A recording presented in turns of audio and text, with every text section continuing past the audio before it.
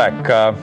Nifty 59.73, it's down about 30 points or so, 0.5% lower. Mr. P.K. Mukherjee is Executive Director at Sesa, Goa. He looks after the iron ore business. He was Chief at Sesa, Goa earlier. And it's a great pleasure to have him live from Goa here on NDTV Profit this morning. So thanks very much for your time. Good to have you here. Sir, I just want to start by asking you that steel companies allege that iron ore companies have a cartel. They've essentially set the floor price high in e-auction. I'm talking about Karnataka, and it's a big problem. I want to start with how you would respond to that, sir. Prashant, it is really very, very unfortunate that we are dragged into this blame game. But be that as it may, and since the allegation has already been made,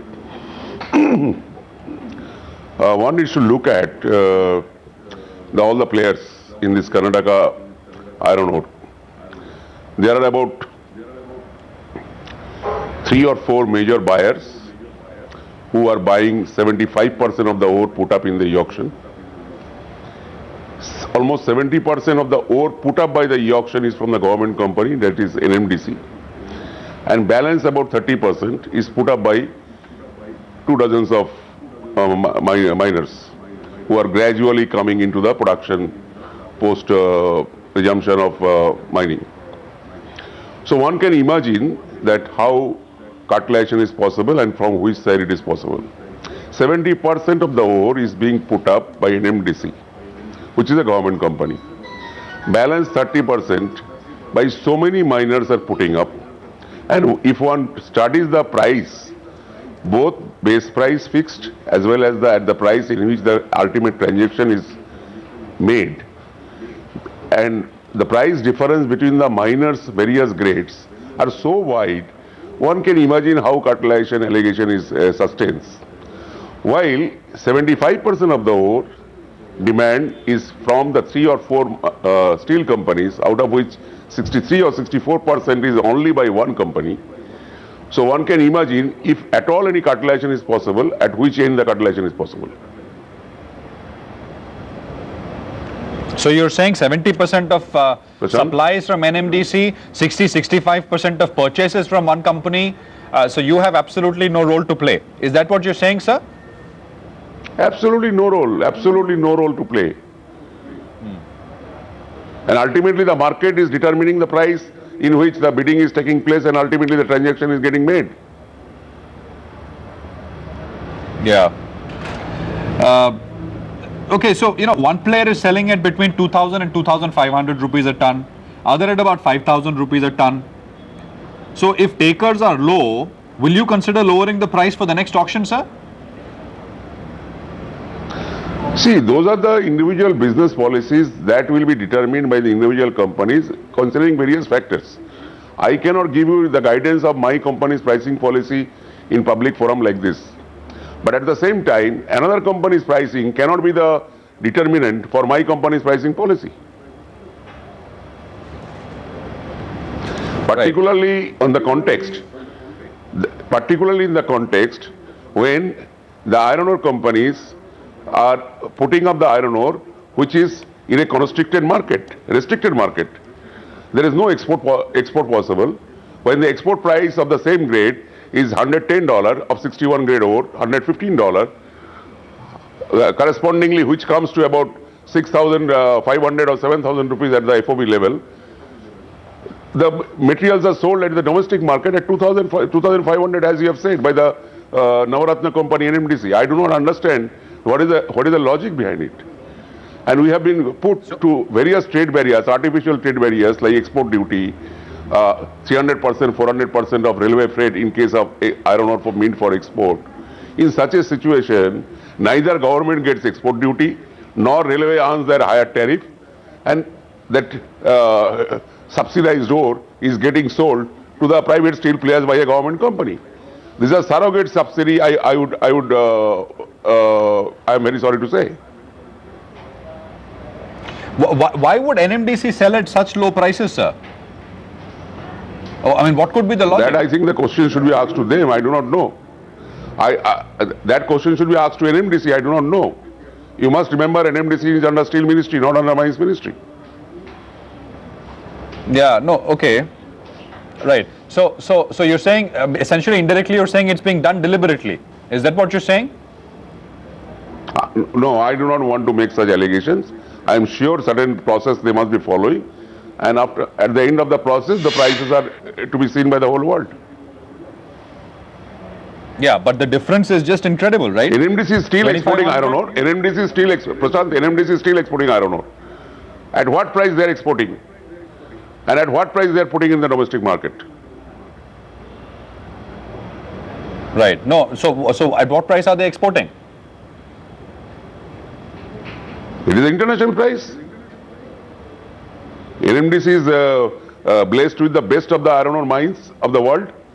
Their bilateral ore is the best of the ore. That is why Japan and Korea, they are after that ore. Right. No. Then you can't say that they must have some rules and they must be following some policies, and hence, I don't want to make an allegation. I mean, then you're copping out.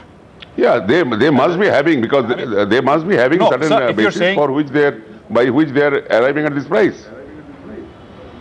What I am only telling that price cannot be determinant for my ore price. So how? Okay, all right. I am only submitting that NMDC's price cannot be the determinant for my price. Right. So how was this entire controversy impacting your business, sir, in Karnataka? Now we have to see, because you see, after almost 2 years of stoppage, we started production in December. The first quantity of 96,000 iron ore we have put up on 31st of January e-auction. And all this, if I may use the word drama, have started. Let us see how the drama unfolds. No, I'm asking you. I believe the steel people have already gone to the Supreme Court. Let us see.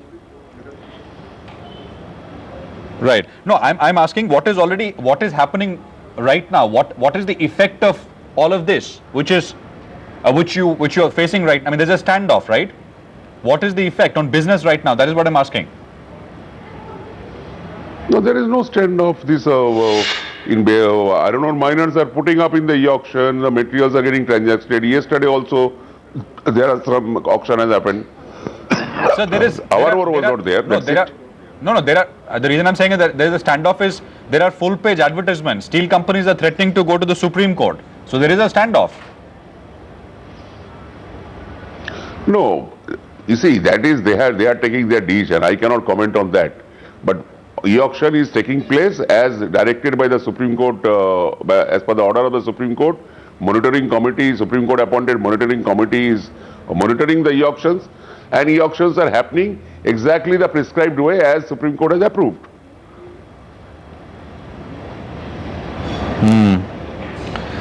Are your prices, right? Are your prices finding buyers? We see, I have just now told that our first quantity has been put up on 31st of January. There is a first auction in which 96,000 tons of material has been put up, and there are no buyers on that day. And then all these dramas have started. Let us see going forward what happens. So, okay. Yeah, ultimately, market will rule. No, market will determine the price. Yeah. No, but the point, sir, is that the final bid price in NMDC for the NMDC ore, I think is closer to 3,000 rupees a ton, right? Which is still lower than the reserve price, your reserve price.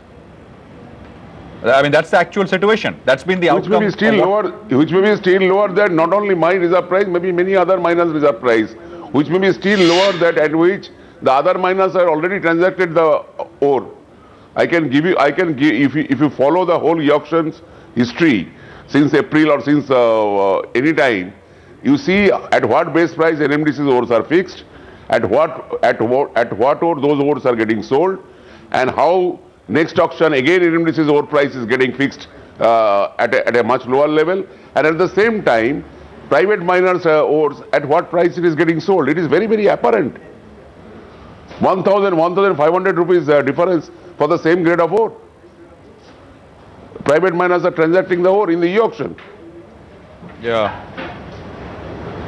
So in all likelihood, steel companies will go to the Supreme Court and they will say private miners should sell at prices what NMDC is selling at, right? Which is 40, 50, 60% Okay, so you see, if everything has to be, Prashant, I cannot speculate what is going to happen going forward.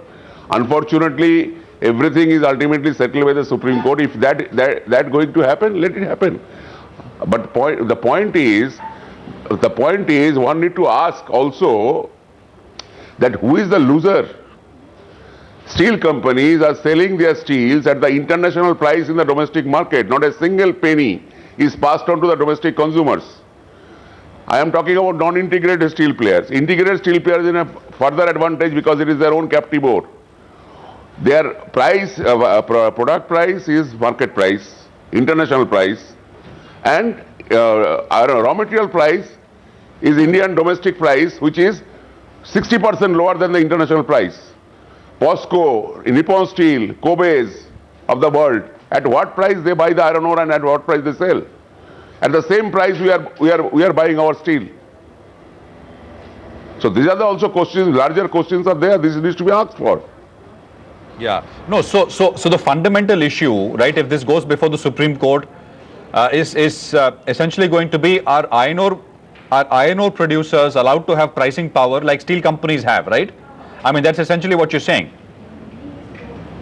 See, I do not want to speculate. Let us see at what level, what are the allegations have been made in front of the Supreme Court, if at all Supreme Court allegation has been made, and then we'll decide how to react to that. Would the validity of e-auctions and the methodology of e-auctions, etc., also need to be considered? Hello. Yes, I can hear you, sir. Can you hear me? Hello.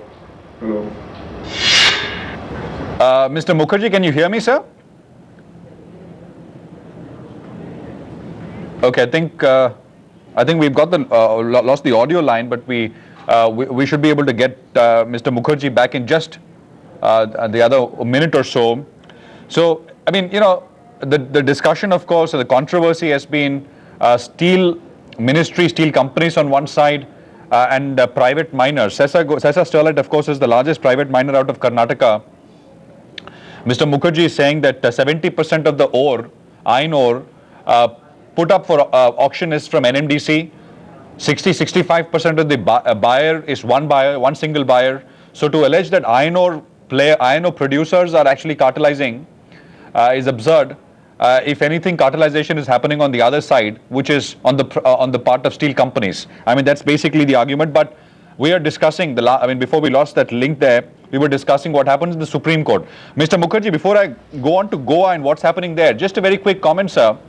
Do you expect when the judiciary takes note and discusses these things, it will also have to decide on the methodology of e-auctions, the complexity, the costs involved, whether that's the right way of doing things? I mean, that will also have to be discussed? I don't think so. E-auction means that a transparent platform on which the buyers and sellers meet, and the best price the buyers buy the ore from the sellers. So only from the point of view of transparency, e-auction has been brought. As you know that even from the good old days, scraps are sold in auctions. The purpose of scraps are selling in auction so that buyers do not do the cartel, and the best price is available. So the auction is the most transparent route, and that is why Supreme Court has directed even for Goa also the mined out ore to be sold in e-auction. Of course, again under the supervision of a monitoring committee. Okay, all right, fair enough. We'll see where this goes. I want to get two comments in on the Goa front, sir. If you can tell me according to you, what is the timeline for restarting mining in Goa? What is your expectation? And second, which is more immediate, what is the update on inventory sales in e-auctions that you are expecting to do? See, inventory sales first auction is going to happen very soon. Maybe this month before the first fortnight ends, that is 10th or 15th, around that time. So far no e-auction has happened. Your first question, it is very difficult to speculate the timeline when the matter is in Supreme Court. And even after Supreme Court also, our experience in Karnataka, it took for us 8 months almost to start the operations. So it is very difficult to take any guess when the Supreme Court's final order would come and thereafter when it will start. I will be the last person to speculate on that. Okay, all right, fair enough. Do you expect iron ore prices to pick up after the Chinese New Year, sir? The holidays? Because we understand prices have come off about 5% or so. Yeah.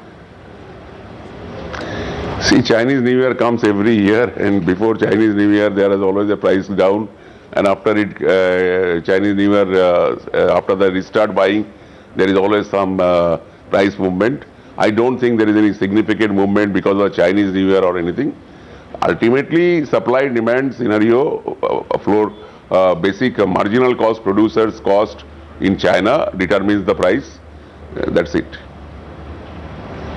Mr. Mukherjee, appreciate you joining in, sir. Thanks very much for doing this, and hope we can do this more often from Goa. It's good to see you and it's good to hear you. Thank you. Mr. P.K. Mukherjee, head of the iron ore business at Sesa, Goa. Major, of course, focus of the conversation was what's happening in Karnataka and the standoff, which I think now heads to the Supreme Court. The judiciary, as Mr. Mukherjee said, unfortunately will have to decide on this issue as well. It's heading that way. All right, let's just go across to my colleague Siddharth Vinayak Patankar, who's joining us from the Auto Expo, which is